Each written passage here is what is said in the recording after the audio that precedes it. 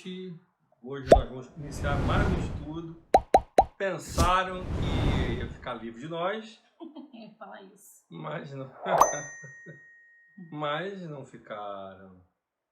Estamos aqui para mais um estudo, para abençoar a vida aí da igreja. O Senhor colocou no meu coração para dar esse estudo algumas segundas-feiras, até a segunda-feira da semana de Natal, ou uma segunda-feira anterior, nós vamos desvendar o nascimento de Jesus, porque eu percebo todo ano que nós lemos o texto, mas nós não entendemos.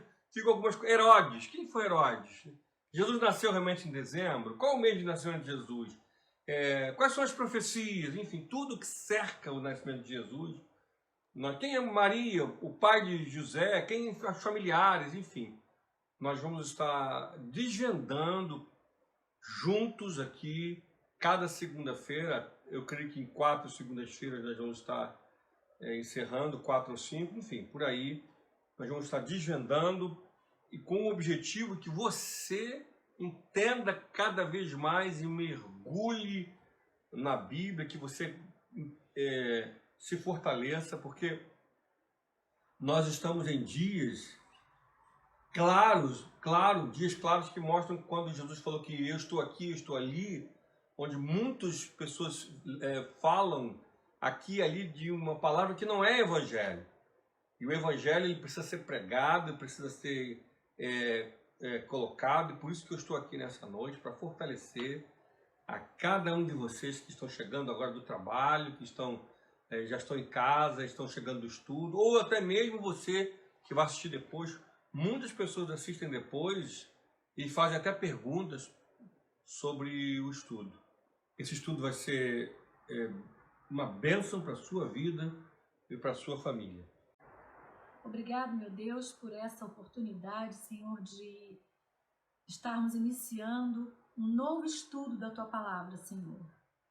Sobretudo, a vida do Teu Filho amado, nosso Salvador Jesus Cristo. Eu me alegro muito porque amo o Novo Testamento, amo estudar sobre a vida de Jesus, procurar seguir seus passos, seus conselhos, e que nessa noite, Pai, muitas vidas, muitas famílias possam ser alcançadas pela Tua Palavra, Senhor. Ajuda-nos, ó Pai, a entender a Tua Palavra, ajuda-nos, ó Deus, a compreender, Senhor, e a colocar em prática, colocar nas nossas vidas, Senhor, os Teus ensinamentos. Que o Senhor venha capacitar o nosso pastor nesta noite, durante essas próximas segundas-feiras que nós estaremos aqui estudando este tema tão precioso, Pai. E que o Senhor possa vir alcançar muitas vidas, Pai, através dessa live, desse estudo também. É no nome de Jesus que nós oramos e agradecemos. Amém. Amém. Bom, o nascimento de Jesus é um marco importantíssimo para a humanidade. O nascimento de Jesus, antes de mais nada, ele é um fato histórico, porque muitas vezes nós compreendemos que o nascimento de Jesus é uma lenda, é um conto de fadas ou é algo inventado pela religião, e não é. O nascimento de Jesus, ele se refere a uma promessa. O nascimento de Jesus, ele se refere a algo concreto, foi prometido, foi dito. E o nascimento de Jesus é fantástico, porque muda toda a humanidade. Esse acontecimento muda toda a humanidade, ele muda o rumo da humanidade, daí nasce um conceito, um paradigma, uma forma de viver que impactou no passado e continua impactando hoje milhões de pessoas.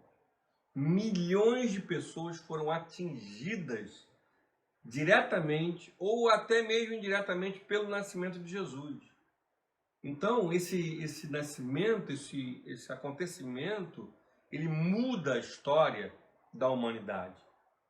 E muitas vezes nós não entendemos que esse nascimento, esse acontecimento, ele foi séculos atrás profetizado. E as profecias bíblicas do Velho Testamento, elas são bem claras sobre o nascimento de um ungido, alguém que viria para resgatar o homem da sua iniquidade. Então hoje, nessa segunda-feira, nós vamos desvendar as profecias bíblicas que falam sobre o nascimento de Jesus. Profecias bíblicas que, como eu já falei, elas falam 500 anos antes de Cristo, 530 antes de Cristo, 1000 anos antes de Cristo, quer dizer, são séculos e séculos antes de Jesus, já proferindo com riquezas de detalhes sobre o nascimento de Jesus. Hoje, então, nós vamos mergulhar nas profecias bíblicas que falam sobre o nascimento de Jesus. Nós precisamos entender, antes de mais nada, que as profecias bíblicas elas se colocam de duas maneiras. A primeira maneira são profecias bíblicas claras, que falam abertamente sobre o nascimento de Jesus. E as outras profecias, elas são profecias que, quando nós lemos, nós pensamos que está falando sobre aquele momento, sobre aquela pessoa, mas não é. Ela está falando sobre Jesus. Na realidade, é um fato paralelo, um pano de fundo para revelar Jesus. Nós vamos ver isso muito claro quando nós abrimos a Bíblia. Aliás, convido você a pegar o caderno, pegar a Bíblia, para estar aí com um caderno e uma Bíblia, para que você possa aprender e anotar, porque hoje o que nós vamos fazer para falarmos sobre as profecias bíblicas, nós vamos ler a Bíblia. Então nós vamos ver, para entendermos exatamente essa diferença. Ou seja, a profecia bíblica clara, falando sobre Jesus, e algumas profecias que falam de Jesus, mas usando uma história de uma outra pessoa, e quando nós lemos, nós até acreditamos que se refere àquela pessoa, àquele fato, mas não, está se referindo sobre Jesus. Vamos ler a Bíblia, vamos entender isso quando nós lemos a Bíblia no livro de Lucas. Convido você a abrir o livro no livro de Lucas, no capítulo 4, versículo 21. Lucas 4, 21. Esteja com a sua Bíblia e caderno abertos para que nós possamos anotar e estudarmos juntos. Lucas 4, 21. Vamos ler do versículo 18, perdão. Lucas 4, versículo 18 ao 21. O Espírito do Senhor está sobre mim, pelo que me ungiu para evangelizar os pobres, e enviou-me para proclamar libertação aos cativos e restauração da vista aos cegos, para pôr em liberdade os oprimidos, e apregoar o ano aceitável do Senhor. Tendo fechado o livro, devolveu-o ao assistente, sentou-se, e todos na sinagoga tinham os olhos fitos nele. Então passou Jesus a dizer-lhes: hoje se cumpriu a escritura que acabais de ouvir. Vamos entender isso bem claramente quando nós abrimos. Que profecia é essa? Quando nós abrimos no livro de Isaías, no capítulo de Isaías, no livro de Isaías 61, versículo 1 e 2. Isaías 61, versículo 1 e 2, que diz assim: Isaías 61, versículo 1 e 2. O Espírito do Senhor Deus está sobre mim. Isaías falando: porque o Senhor me ungiu para pregar boas novas aos quebrantados, e enviou-me a curar os quebrantados de coração, a proclamar libertação aos cativos, e a pôr em libertação e em verdade os algemados, e a apregoar o ano aceitável do Senhor e o dia da vingança do nosso Deus, a consolar todos que choram. Quando nós lemos Isaías 61, nós acreditamos que se retrata só a Isaías, mas nós vemos em Lucas, no capítulo 4, versículo 2, Jesus fala: então passou Jesus a dizer: hoje se cumpriu a escritura que acabais de ouvir. Quer dizer, esse texto de Isaías, que quando nós lemos, nós pensamos que é Isaías falando para ele, mas não era, é uma profecia que iria se revelar em Jesus. Para você entender que algumas profecias são claras sobre o nascimento e outras profecias, elas usam um pano de fundo, uma história paralela, mas que vão, na realidade, refletir sobre o nascimento de Jesus. Amém? Bom, então nós vamos ver algumas profecias que foram ditas há tempos atrás e como elas se cumpriram já no Novo Testamento com o nascimento de Jesus. O primeiro profeta que nós vamos falar nessa noite é para entendermos de uma forma fantástica que o Senhor tem o cuidado de sinalizar para nós da onde Jesus viria, que cidade ele nasceria. Vemos no livro de Miqueias, Miqueias é Velho Testamento, vamos abrir a Bíblia no livro de Miqueias, no capítulo 5, Miqueias, no capítulo 5, versículo 2. Vamos abrir a Bíblia no livro de Miqueias, Miqueias é Velho Testamento, capítulo 2, Miqueias, capítulo 5, versículo 2. Diz assim a palavra do Senhor em Miqueias, capítulo 5, versículo 2. E tu, Belém Efratá, pequena demais para figurar com o grupo de milhares de Judá, de ti me sairá o que há de reinar em Israel, e cujas origens são desde os tempos antigos, desde os dias da eternidade. O profeta Miqueias, ele fala claramente de onde viria aquele que era de tempos antigos, desde os dias da eternidade. Ele fala que viria de uma cidade pequena, de Belém. Quando nós lemos a Bíblia no livro de Mateus, no capítulo 2, versículo 1, Mateus 2, versículo 1, diz assim a palavra do Senhor. Tendo Jesus em Belém da Judéia, tendo Jesus nascido em Belém da Judéia, em dias do rei Herodes, eis que vieram os magos do Oriente a Jerusalém. Então, vemos a primeira profecia clara, não tem pano de fundo. Jesus nasceria na cidade de Belém. É interessante dizer para vocês que desde o tempo de Jesus existiam estudiosos, existiam pessoas, existiam homens que se debruçavam a estudar a origem, o tempo e tudo que cercava Jesus. Nós vamos falar sobre os magos, nós vamos falar sobre Herodes. Os dois, tanto Herodes quanto os magos, já sabiam que viria Jesus, porque já era algo profetizado e o povo esperava. E os estudiosos sabiam que Jesus ele viria de Belém. Vimos em Miqueias no capítulo 5 e se cumpriu em Mateus no capítulo 2. Uma outra profecia clara sobre Jesus se encontra no livro de Isaías no capítulo 7. Isaías no capítulo 7, versículo 14. Isaías 7, 14. Vamos acompanhando juntos para que você possa entender. Diz assim a palavra de Deus em Isaías 7, 14. Portanto, o Senhor mesmo vos dará um sinal. Eis que a virgem conceberá e dará à luz um filho e lhe chamará Emanuel. Meus irmãos, que fantástico, não é? Isaías.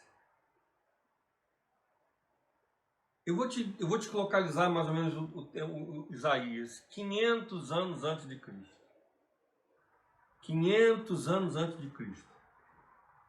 550, 450, 500 anos antes de Cristo.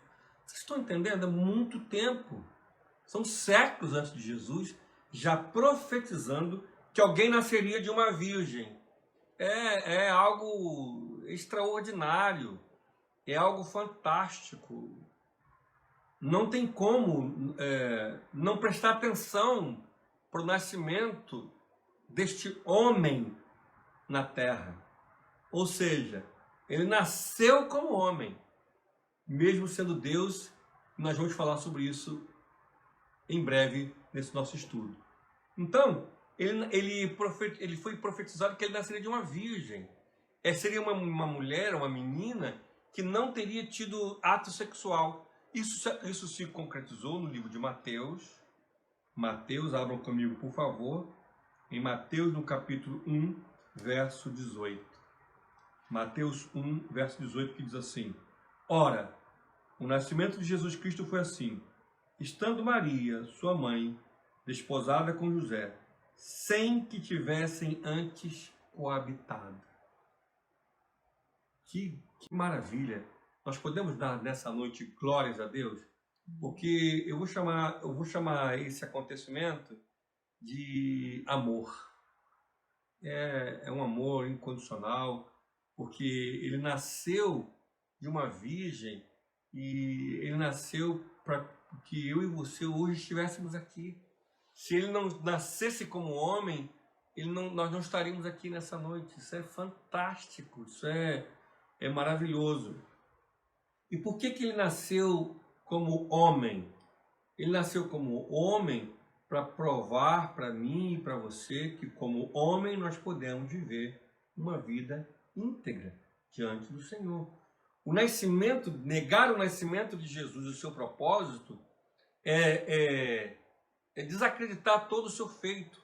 Muitos acreditam que o homem não pode fazer a escolha porque é incapaz, mas o nascimento de Jesus como homem mostra para mim e para você que nós podemos sim viver uma vida de escolha e escolher vivermos uma vida longe daquilo que nos agrada de Deus.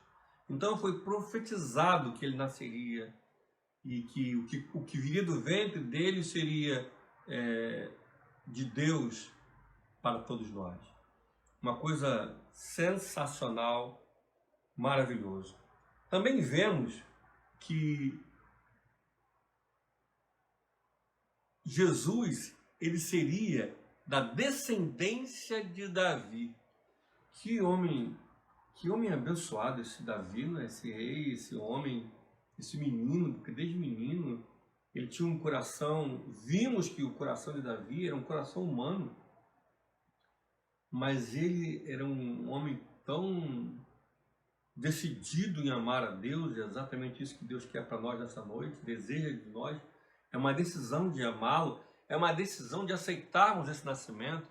Então nós já vimos que Jesus foi profetizado que ele viria de uma virgem, que viria de Belém e que ele viria da raiz de Davi. Isso está em Jeremias, vamos abrir a Bíblia no Velho Testamento, em Jeremias, no capítulo 23, versículo 5 em diante.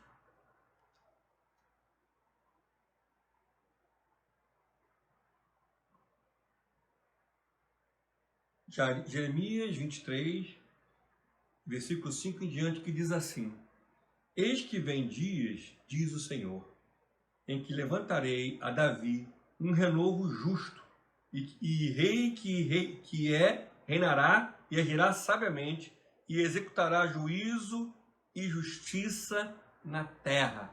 É importante nós entendermos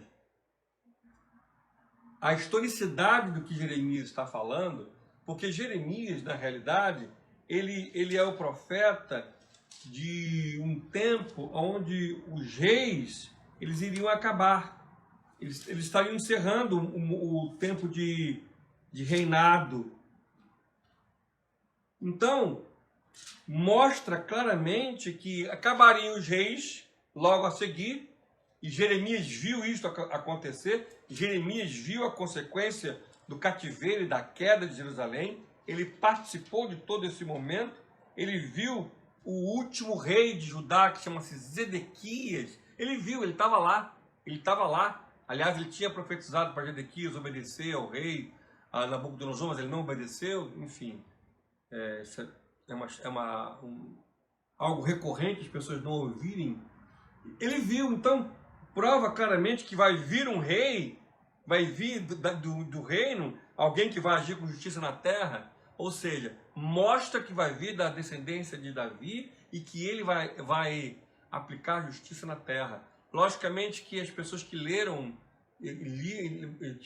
essa profecia, porque essa profecia era lida ali para o povo, talvez não entendesse, acreditasse que se tratava de um homem, mas não é. Era dizendo que vai levantar de Davi, através de Davi, da raiz de Davi, o mestre da vida, o mestre, eu chamo de mestre da vida porque ele me ensina tudo na vida. E quando nós abrimos a Bíblia, no livro de Mateus, no capítulo 1, nós vemos que isso acontece. É fantástica a Bíblia. Diz assim, Mateus 1, versículo 1. Livro da genealogia de Jesus Cristo, filho de Davi, filho de Abraão. Meus irmãos, é fantástico. Fantástico. Mostra Jeremias também, ele é contemporâneo de Isaías, um pouquinho antes, 500 anos antes de Cristo, ele já via que alguém viria da raiz de Davi e queria estar falando com justiça na terra. E vemos que em Mateus se cumpre, e hoje vemos que todo o Evangelho alcança com justiça a terra e todos aqueles que se curvam. É importante que nós entendamos que todo o desenho do propósito de Jesus está na Bíblia. Da mesma forma que no livro de Daniel, quando nós lemos Daniel, que foi um estudo anterior, mostra todo o caminho, mostrando todo o caminho do anticristo, todo o caminho dos reinos. A Bíblia tem a preocupação por amor de mostrar para mim, para você, se você quiser, se você desejar entender a origem sobre Jesus, para que você não fique perdido. Então, eles sabiam que nasceu de uma virgem, eles sabiam que era de Belém, eles sabiam que Davi, e mais, eles sabiam de que tribo viria. Viria da tribo de Judá. Vamos abrir a Bíblia no livro de Gênesis, no capítulo 49, versículo 10. Gênesis, no capítulo 49, versículo 10. Gênesis 49, versículo 10, que diz assim: o cetro não se arredará de Judá, e nem o bastão e entre os seus pés, até que venha Siló, e a ele obedecerão os povos. Então, vimos que o cetro não viria de Judá. O cetro significa o poder, a autoridade, colocando, e logicamente que essa é uma visão paralela, como eu expliquei, é uma visão que usa o povo de Judá com poder, e isso, inclusive, politicamente, trouxe para Judá, acreditaram que seria algo a mais, mas na realidade está profetizando da origem de Jesus, que viria, do cetro viria da raiz de Judá. Então é da descendência de Davi, que é de Judá, da tribo de Judá. Ele nasceria de uma virgem e ele é de Belém. Tudo desenhado, tudo claro para mim e para você. Agora, muito importante nós entendermos, isso aqui é muito importante, qual o objetivo, um dos objetivos de Jesus estar aqui conosco. Nós vimos em Isaías 61 que é pregar aos arrependidos de coração. Vamos abrir a Bíblia. Qual o objetivo? Por que Jesus veio? E ele fala isso, nós vimos isso se manifestando em Lucas, mas vale a pena agora nós entendermos e falarmos sobre isso. Isaías 61, 1 e 2. Isaías 61, 1 e 2. Preste atenção. O Espírito do Senhor Deus está sobre mim, porque o Senhor me ungiu para pregar boas novas aos quebrantados, enviou-me a curar os quebrantados de coração, a proclamar libertação aos cativos e a pôr em liberdade os algemados. Versículo 2, de Isaías 61. A pregoar o ano aceitável do Senhor e o dia da vingança do nosso Deus, a consolar todos os que choram. Vamos abrir a Bíblia no livro de Lucas, versículo 4. Lucas 4. Lucas 4. versículo 21. Lucas 4, versículo 21 diz assim a palavra do Senhor. Perdão, versículo 18. O Espírito do Senhor está sobre mim, pelo que me ungiu para evangelizar os pobres, enviou-me para proclamar libertação aos cativos e restaurar a vista aos cegos, para pôr em liberdade os oprimidos, apregoar o ano aceitável do Senhor. Tendo fechado o livro, devolveu-o ao assistente, sentou-se e todos na sinagoga tinham os olhos fitos nele. Então passou Jesus a dizer-lhes: hoje se cumpriu a escritura que acabais de ouvir. Como eu falei no princípio do estudo, mostrando que esse aqui é um exemplo de uma profecia paralela, ou seja, quando nós lemos Isaías, parece que estava falando para Isaías, mas na realidade se cumpriu em Jesus, mostrando aqui qual o objetivo de Jesus: pregar aos quebrantados de coração. Isso para nós, às vezes, é muito complexo, muito complicado, porque Jesus ele veio pregar, o evangelho ele é falado para todos. O evangelho é para todo mundo. Mas somente os quebrantados de coração vão sofrer a libertação do cativeiro e a restauração e dar a vista aos cegos. Então, Jesus é claro quando diz qual é a sua missão de nascimento. A profecias em Isaías, que se revela em Lucas, mostra claro qual é o objetivo do nascimento de Jesus. O objetivo do nascimento de Jesus é alcançar aqueles que estão com o coração quebrantado. Aqueles que ouvem a palavra, aqueles que cantam louvores ou não, até que gostam, acham bacana, mas que não se quebram, é como se estivesse lançando uma pérola para pôr, ou uma semente num solo rochoso. Não floresce. Isso é importante que você entenda. Jesus ele veio para resgatar e salvar e curar. Nós vamos ver o curar daqui a pouco. Mas para alcançar os quebrantados e libertar os quebrantados de coração, meu irmão. Por isso que muitas vezes nós não entendemos o propósito do nascimento de Jesus e a manifestação, e ele diz aqui se cumpriu. Ele falou: o Espírito do Senhor está sobre mim para ungir, evangelizar, ele veio para pregar, falar. Mas os quebrantados de coração, aqueles que dizem: eu não posso sozinho, eu não consigo sozinho, eu não quero sozinho, eu me rendo aos seus ensinamentos, eu quero o que ele tem para mim. Foi por isso que Jesus veio, foi por isso que Jesus nasceu. O nascimento de Jesus, ele tem o objetivo claro de quebrar maldições na minha vida e na sua vida. Mas com um detalhe muito importante: você e eu precisamos quebrar. Enquanto nós não quebramos, nós não sofremos a transformação e nem vivemos livres do cativeiro do pecado.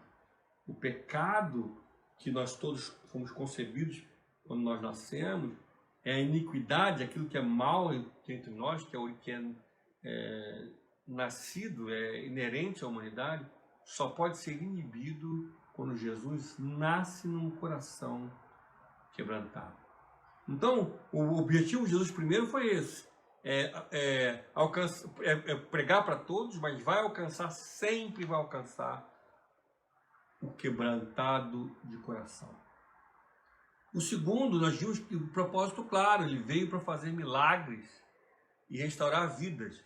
Vamos abrir a Bíblia em Isaías, no capítulo 35, do versículo 4 e 6. Isaías 35, 4 e 6. Nós estamos falando o objetivo do nascimento de Jesus. Primeiro, alcançar os quebrantados de coração e também curar o povo de Deus que estava em sofrimento. Versículo 4 e 6. Os coxos saltarão como cervos e a língua dos mudos cantará, pois águas arrebentarão no deserto e ribeiros no termo. Versículo 4. Dizei aos desalentados de coração: sede fortes, não temais. Eis o vosso Deus, a vingança vem, a retribuição de Deus, ele vem e vos salvará. Então se abrirão os olhos dos cegos, se desimpedirão os ouvidos dos surdos, os coxos saltarão como cervos, e a língua dos mudos cantará, pois águas arrebentarão no deserto, ribeiros no ermo. Isaías está falando com um povo que estava em cativeiro, entristecido, e ali nós vimos uma revelação que a salvação vai vir. A salvação viria, e também viria a salvação e a cura física. E a libertação da alma e a cura física. Que nós vimos então que Isaías ele é usado profeticamente para colocar os objetivos claros de Jesus. Era a libertação do corpo de um povo que estava cativo, e quando nós estamos cativos, nós infelizmente ficamos não só doentes da alma, mas também doentes do espírito, e o corpo padece. E eu imagino quantas pessoas enfermas fisicamente estavam ali. Eles não tinham médico, eles não tinham tantos recursos. E a pergunta que se cabe hoje: Jesus continua curando? Lógico que Jesus continua curando. Ele cura como no passado, quem ele quer, da forma que ele quer e do jeito que ele quer. Eu mesmo, um tempo atrás, agora esse ano, em 2020, no mês de agosto, quando operei, tive uma complicação, ficou um resíduo de uma pedra, tive que fazer uma outra cirurgia, e antes da cirurgia eu fui curado. Aquilo que os médicos disseram que era impossível aconteceu. Então Jesus continua fazendo o impossível, da forma e do jeito que ele quer. Por que ele cura menos hoje do que antes, pastor? Não, ele continua operando da forma que ele quer. Mas hoje nós temos, como nós vimos no livro de Daniel, a sabedoria multiplicaria o conhecimento. Então o homem se multiplicou o saber, os remédios, mas sempre que falta a possibilidade humana, sempre que existe a impossibilidade humana, e era a vontade de Deus. Jesus diversas vezes curou disso. Essa cura é para a manifestação da glória de Deus, ou seja, para testemunho. Sempre que vai ser para testemunho, nunca é só para a pessoa. Muitas pessoas pagam para ter cura, vão em alguns lugares, quero ter cura. A cura não é nunca pessoal, é sempre para a manifestação da glória de Deus e testemunho para os outros. Então nós vimos qual é o objetivo do Senhor Jesus. É pregar para os quebrantados, mas ele também veio para curar aqueles que estavam enfermos e doentes e vivendo isolado. Vemos também que há uma profecia muito clara no livro de Jeremias 31, versículo 15, falando que o nascimento de Jesus, deste menino que se tornaria o homem salvador, ele seria cercado de grande tormento para aquele povo. Nós vamos abrir a Bíblia no livro de Jeremias, Isaías, Jeremias, logo depois de Isaías, Jeremias, no capítulo 31, no versículo 15. Jeremias 31, versículo 15. Diz assim a palavra do Senhor. Assim diz o Senhor: ouviu-se um clamor em Ramá, pranto e grande lamento. Era Raquel, chorando por seus filhos, e inconsolável por causa deles, porque já não existem. Essa é uma profecia que Jeremias coloca, falando sobre a grande decisão de Herodes de derramar sangue de crianças inocentes, assim que ele soube do nascimento de Jesus. Vamos abrir a Bíblia no livro de Mateus, no capítulo 2, versículo 16. Mateus, capítulo 2, versículo 16. Então, a morte de crianças inocentes, ela foi profetizada, e o povo, os estudiosos, sabiam que isso ia acontecer. Mateus 2, versículo 16. Diz assim a palavra do Senhor. O título é A Matança dos Inocentes. Vendo-se iludido pelos magos, enfureceu-se Herodes grandemente e mandou matar todos os meninos de Belém e de todos os seus arredores, de 2 anos para baixo, conforme o tempo do qual, com precisão, se informara dos magos. Vimos que essa profecia do nascimento de Jesus, dessa matança, ela foi profetizada e em Mateus se revelou. Percebemos que na Bíblia a Bíblia não é um livro de coincidência. Vimos que Moisés, que também foi um libertador, também foi cercado por matança de crianças e por isso que sua mãe colocou ele num cesto, no rio, pelo qual foi resgatado pela família, do faraó. E ele por ali foi criado. Vimos que o nascimento de Jesus da mesma forma. Na realidade, vemos aqui manifesto o desejo do diabo, inútil, cruel, de parar os planos de Deus. Mas eu quero dizer uma coisa para você nessa noite: aquilo que o Senhor determinou para a sua vida, para a nossa vida, ninguém é capaz de impedir. A profecia, a palavra de Deus para a nossa vida, quando nós cremos e acreditamos, o diabo não tem poder para aquilo que está debaixo da vontade e do desígnio de Deus. O diabo tentou, não uma, mas várias vezes, parar o nascimento de Jesus. De uma forma cruel, de uma forma terrível, para inibir o nascimento de Jesus. Usando homens para que isso pudesse ser possível, mas nenhuma força, ninguém seria capaz de impedir o nascimento do nosso Salvador. Sabendo dessa perseguição, nós vemos no livro de Oséias, no capítulo 11, no livro de Oséias, também Velho Testamento, no capítulo 11, Oséias, capítulo 11, versículo 1, Oséias 11, versículo 1, dizendo claramente que Jesus ele teria que ir para o Egito. Oséias capítulo 11, versículo 1, que diz assim: quando Israel era menino, eu o amei, e do Egito chamei meu filho. E vimos isso se manifestar no livro de Mateus, do capítulo 2, versículo 14. Mateus 2, versículo 14, que diz assim: dispondo-se ele, tomou de noite o menino e sua mãe e partiu para o Egito. Quer dizer, o nascimento de Jesus, eles já sabiam que ele era de Belém, eles já sabiam que ele era da raiz de Davi, eles já sabiam que ele era o cetro da tribo de Judá, eles já sabiam que Jesus ele iria ter que fugir para o Egito assim que nasceu. Ele nasceu, ele teve que ir para o Egito logo depois do seu nascimento. Ele sabia que Jesus ele viria para pregar para os arrependidos de coração.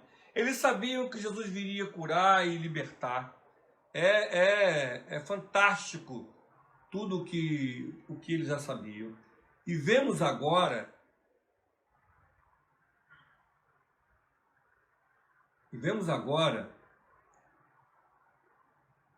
que de nações distantes, povos distantes, estariam aguardando de outros mares, como fala o profeta, aguardando a pregação. Vamos abrir a Bíblia no livro de Isaías, no capítulo 42, versículo 1 ao 4. Isaías 42, do versículo 1 ao 4. Isaías 42, versículo 1 ao 4, que diz assim a palavra do Senhor: eis o meu servo, a quem sustenho, o meu escolhido, em quem a minha alma se compraz. Pus sobre ele o meu espírito, e ele promulgará o direito para os gentios. Não clamará, nem gritará, nem fará ouvir a sua voz na praça. Não esmagará a cana quebrada, nem apagará a torcida que fumega. Em verdade, promulgará o direito. Não desanimará, nem se quebrará, até que ponha na terra o direito, e as terras do mar aguardarão a sua doutrina. Promulgará o direito para os gentios, versículo 1, e a terra do mar, as terras do mar aguardarão a sua doutrina, mostrando claramente, Isaías fala claramente, e todos os estudiosos do tempo de Jesus sabiam que o evangelho, que a pregação, que Deus iria alcançar os gentios. Gentios são todos os povos que não são judeus, e os judeus, eles acreditavam que iria ser só para eles a promessa, mas nós vimos aqui que o nascimento de Jesus, a sua doutrina, a sua palavra e a sua salvação iria atingir não só os judeus, mas os gentios, e os povos de além do mar ficariam esperando a sua doutrina. Que maravilha, não é?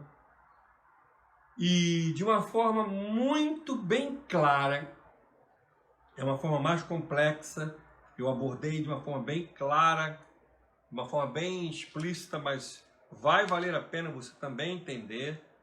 Talvez seja um pouco complicado, mas nós vamos estar falando devagar. No livro de Daniel, no capítulo 9, versículo 25, meus irmãos, Daniel 500, no mesmo tempo de Daniel, Isaías, Jeremias, são profetas que falaram exatamente para o povo de Judá, o povo de Jerusalém, daquela região, falando sobre o nascimento de Jesus. É fantástico. E o livro de Daniel, de uma forma extraordinária, de uma forma clara, isso para que você e eu tenhamos um entendimento que a Bíblia precisa ser estudada, meu irmão. Nós precisamos mergulhar na Bíblia, nós precisamos gastar um tempo na Bíblia, senão nós ficamos levados por vento de doutrina, por astúcia de homens que induzem ao erro, como está no livro de Efésios, no capítulo 11, capítulo 4, versículo 11. Ficam perdidos ouvindo fábulas. Jesus está ali, Jesus está aqui, ou seja, a palavra está ali, ou criando os seus próprios conceitos. Nós vemos que o livro de Daniel, ele é claro com a visão do anjo que diz para Gabriel, depois de Gabriel estar em oração, o Senhor tem misericórdia dele e revela a ele, meus irmãos, isto é fantástico, que nós vamos ver agora, o tempo exato do nascimento de Jesus, o período de nascimento de Jesus. É fantástico. Vamos ler no livro de Daniel, no capítulo 9, versículo 24 ao 25. Preste atenção. Daniel, no capítulo 9, vamos ler do 23, que vai ser bem propício para nós. Diz assim a palavra do Senhor no capítulo 9 do livro de Daniel, 9, 23 em diante. No princípio das suas súplicas, ou seja, assim que Daniel começou a orar, saiu a ordem, e eu vim para tu declarar, porque és muito amado. Considera, pois, a coisa e entende a visão. O anjo está dizendo para ele, considera e entende a visão. 70 semanas estão determinadas sobre o teu povo e sobre a tua santa cidade.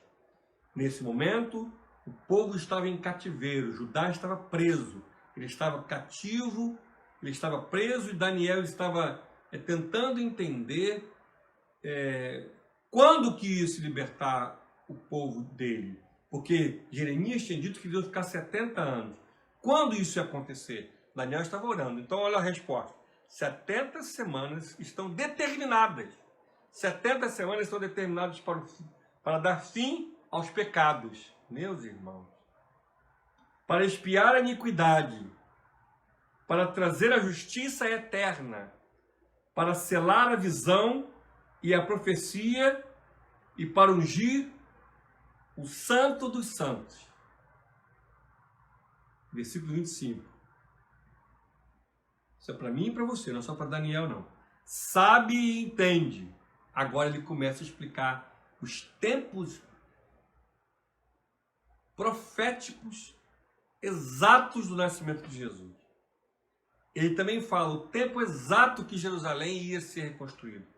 Meus amados, eu tenho um desejo na minha alma, grita minha alma, para que você queira viver com Deus, que você mergulhe em Deus e pare de invencionismos pessoais ou de outras, ou qualquer outras pessoas. A teologia, a Bíblia, ela já existe e cabe a mim, enquanto o seu pastor, estar preparado teologicamente para te ensinar e você estar preparado para aprender. Esse é o objetivo bíblico que nós vamos falar daqui a pouquinho.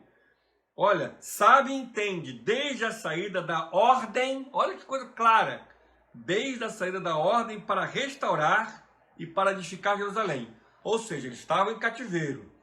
Daniel, no capítulo 9, meus irmãos, de Daniel, nós vimos aqui no Daniel capítulo 9, ele fala, no versículo 1, no primeiro ano de Dario. Então, mais ou menos 536, 537 anos antes de Cristo. 500 anos antes de Cristo, o anjo diz para ele exatamente o momento que Jerusalém vai se refazer e quando Jesus vai vir. Vou ler mais uma vez. Sabe e entende, meu irmão. Desde a saída da ordem para restaurar e para edificar Jerusalém. Ou seja, para edificar novamente Jerusalém que foi destruída. Até ao ungido, ao príncipe, 7 semanas e 62 semanas. As praças e as circunvalações se reedificarão, mas em tempos angustiosos.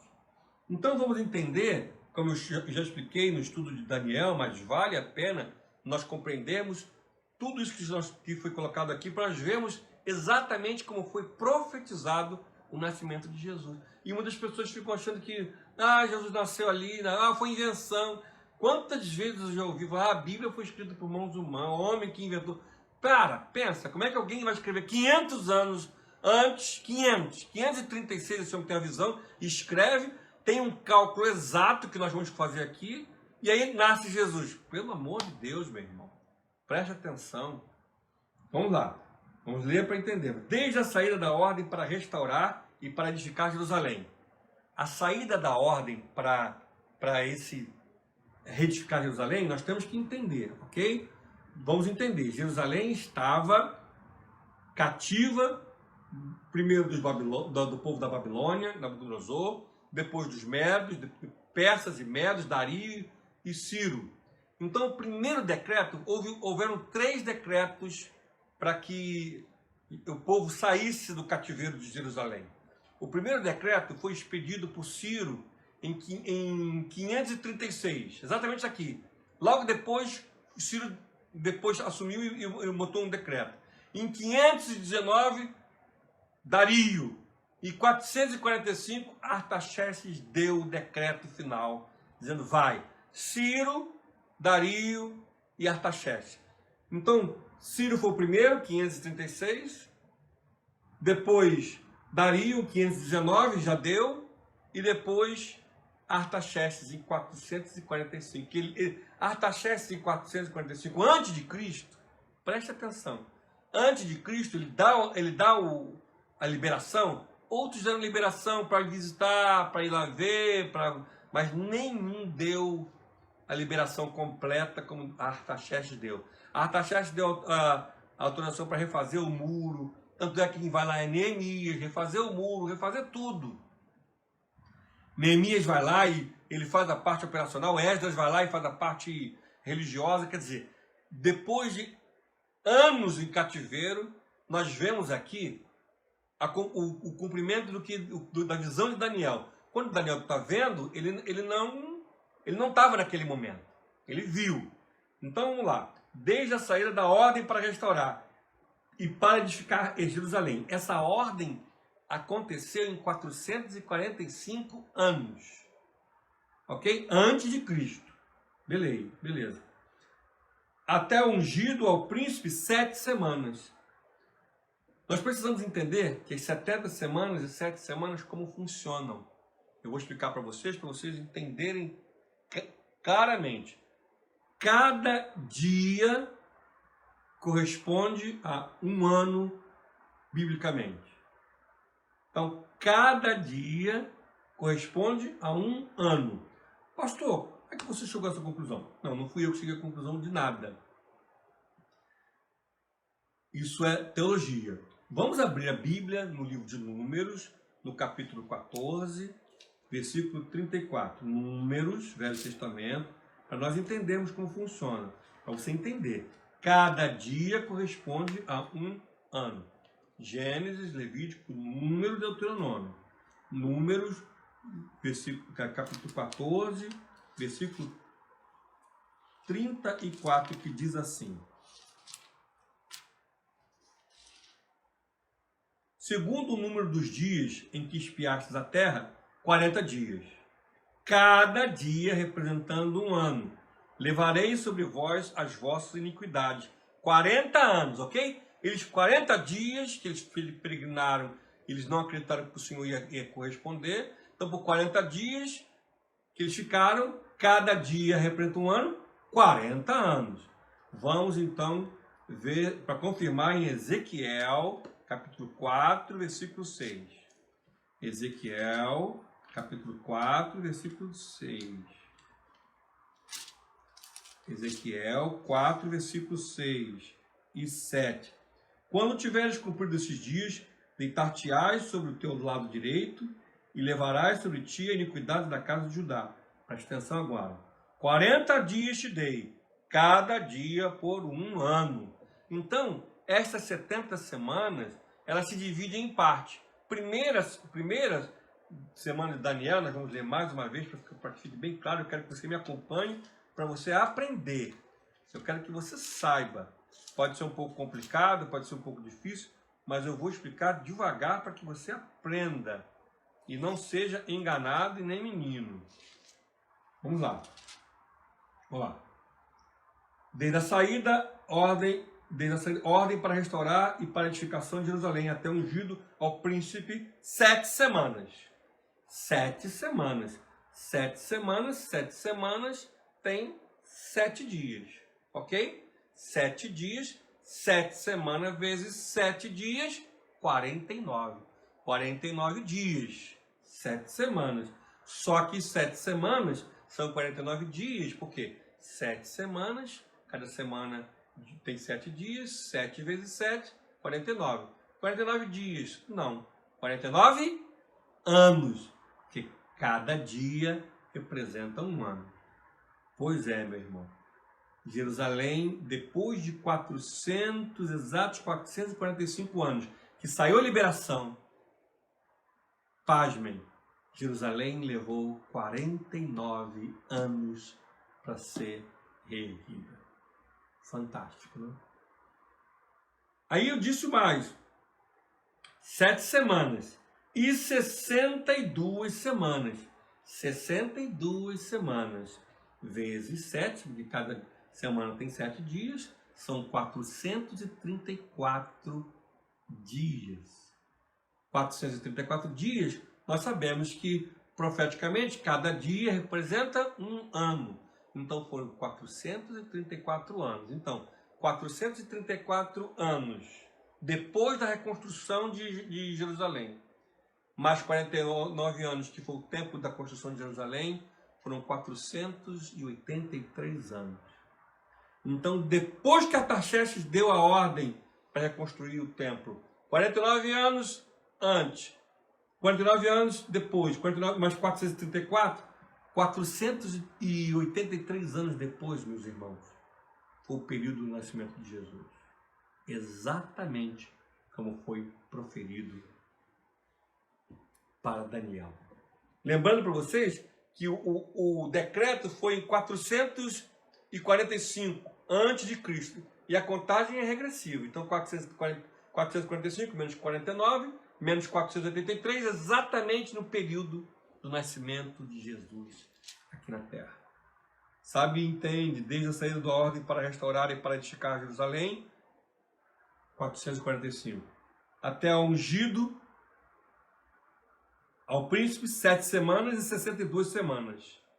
Então é só você pegar 7 semanas, multiplicar por 7, que são 7 dias, e 62 multiplicar por 7, somar, foi exatamente o tempo que Jerusalém foi retificada e logo depois Jesus nasce.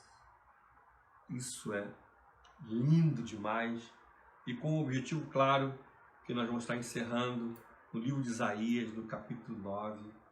Isaías, no capítulo 9. Isaías, no capítulo 9. Isaías, Jeremias, Ezequiel,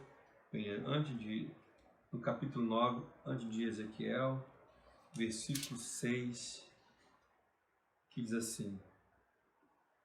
Isaías, capítulo 9, versículo 6, que diz assim: porque o menino nos nasceu, um filho se nos deu, o governo está sobre os seus ombros, e o seu nome será Maravilhoso Conselheiro, Deus Forte, Pai da Eternidade, Príncipe da Paz.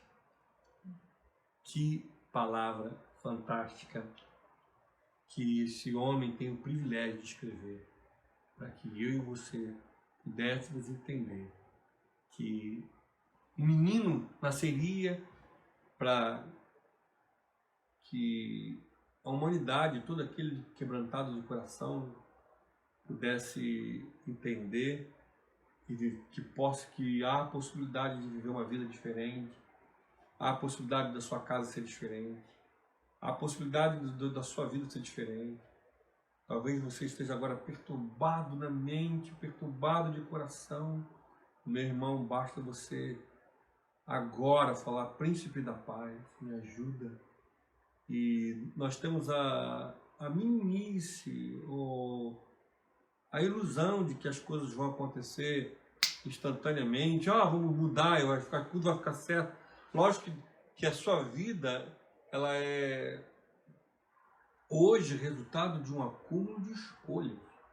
Mas se você, a partir de hoje, começar a ouvir atentamente aos ensinamentos do Senhor Jesus, vai nascer dentro de você uma história, uma vida, uma mente, uma fala, um casamento, filhos, família, finanças, trabalho, amigos, tudo vai ser diferente. Eu não preciso profetizar nada, eu não preciso. Está dito para você, porque quem fala isto é a própria Bíblia.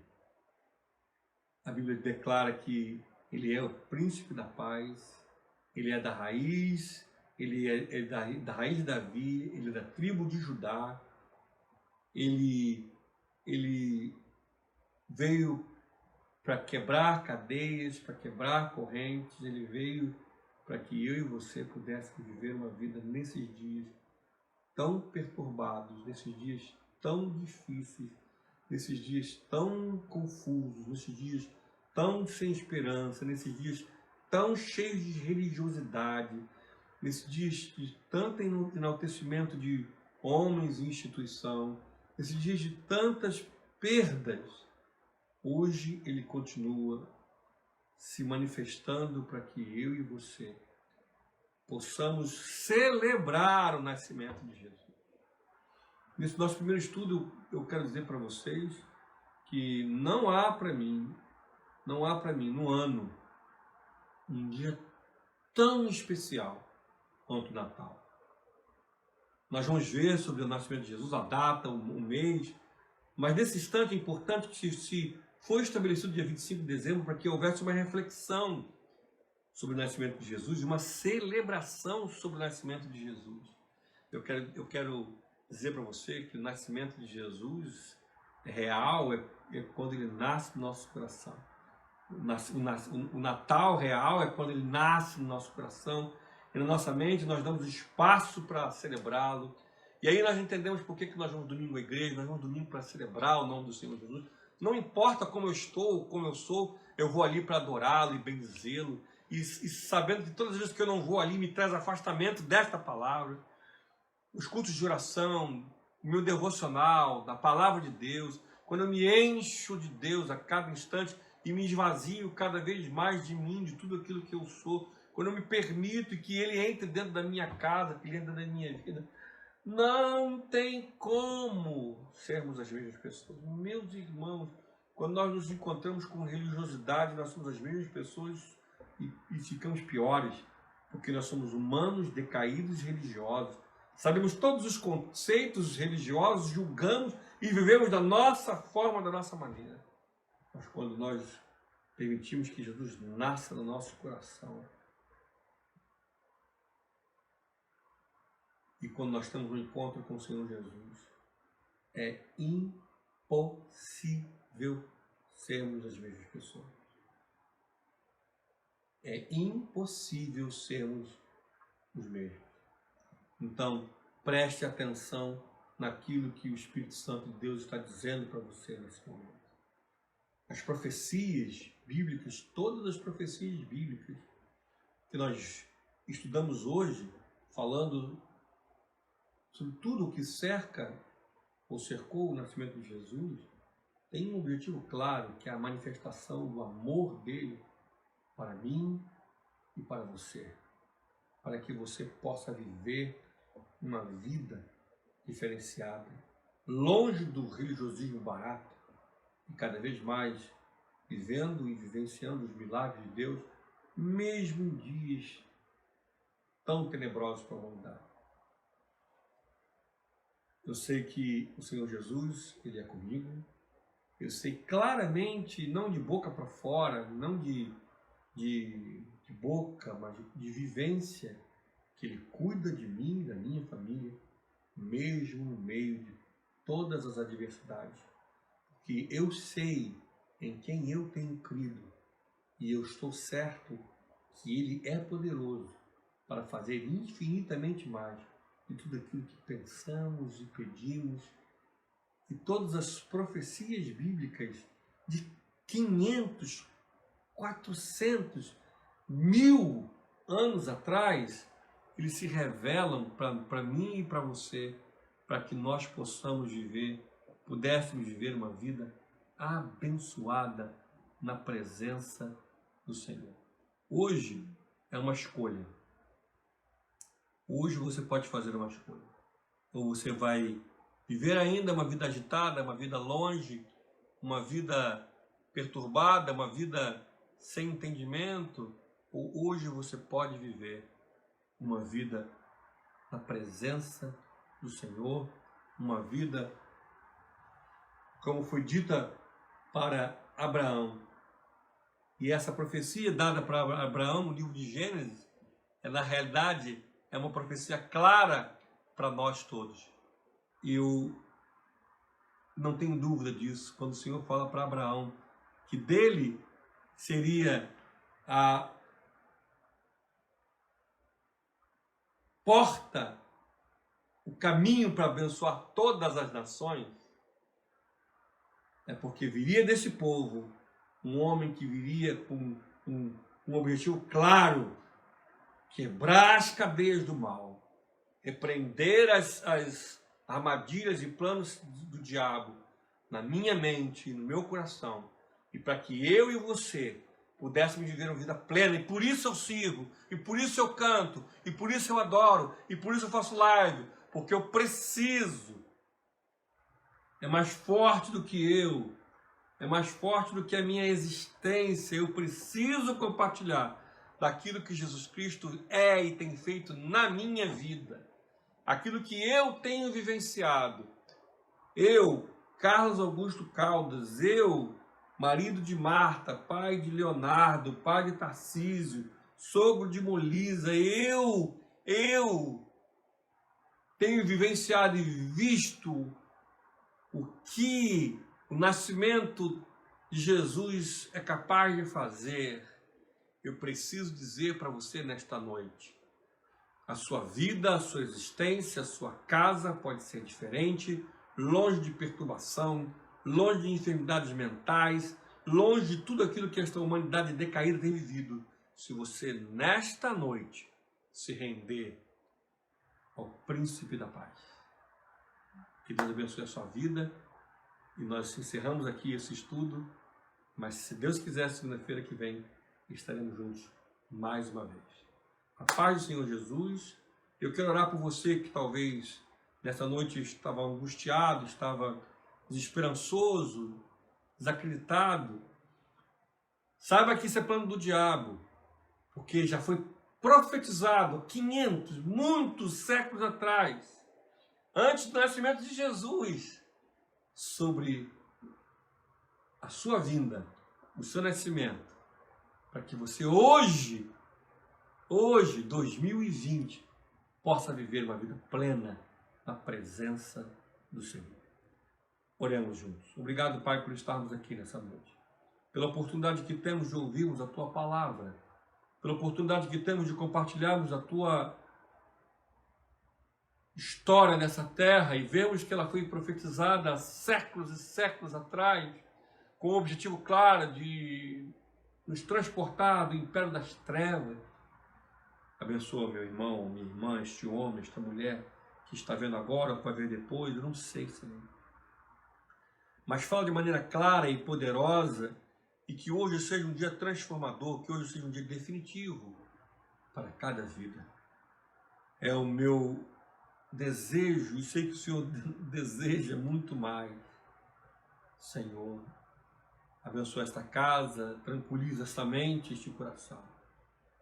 Em nome de Jesus, o Cristo, Príncipe da Paz, o Mestre da vida, o nome que está acima de todo nome, aquele que venceu, meu Deus, nosso Senhor e Salvador. Em nome de Jesus que nós oramos a Ti. Amém!